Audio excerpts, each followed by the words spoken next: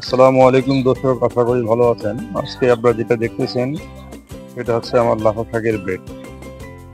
আমি অনুমান 3-4 দিন পূর্বে লাফা শাকের বেড তৈরি করে আমরা লাফা শাক বীজ তুলেছিলাম। দেখেন কি সুন্দর লাফা শাক গজিয়েছে। আপনারা যদি লাফা শাক পছন্দ করেন তাহলে এই সময়ে লাফা শাকের বীজ রোপণ করতে পারেন।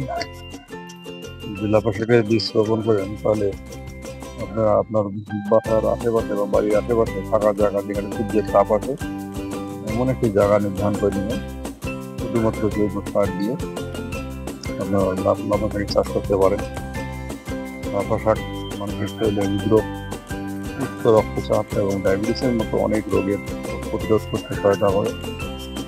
লাফা শাকে শর্করা, ফাইবার, ক্যালসিয়াম, অ্যান্টিঅক্সিডেন্ট থাকে, ফলে মানুষের দৃষ্টিশক্তির ক্ষমতা বৃদ্ধি করে।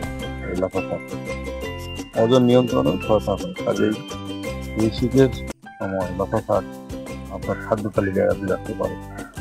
এই লাফা শাক শুধুমাত্র শীতের সময় হয়, অন্যান্য সময় এটা হয় না। আমাদের উত্তরবঙ্গের জন্য লাফা শাক অত্যন্ত একটি গুরুত্বপূর্ণ সবজি। আমরা বেশিরভাগ সময় লাফা শাক বেশি পছন্দ করি। তাই আপনারা আমার মতো এই লাফা শাক খেতে চাইলে আপনার বাড়ির আশেপাশে অবশ্যই লাফা শাক লাগাবেন এবং লাফা শাকের পরবর্তী আপডেট পেতে আপনি নিয়মিত ভিডিও দেখতে থাকুন। নিয়মিত ভিডিও দেখলে পরবর্তী আপডেট পাবেন। সকলকে ধন্যবাদ ভিডিওটি দেখার জন্য।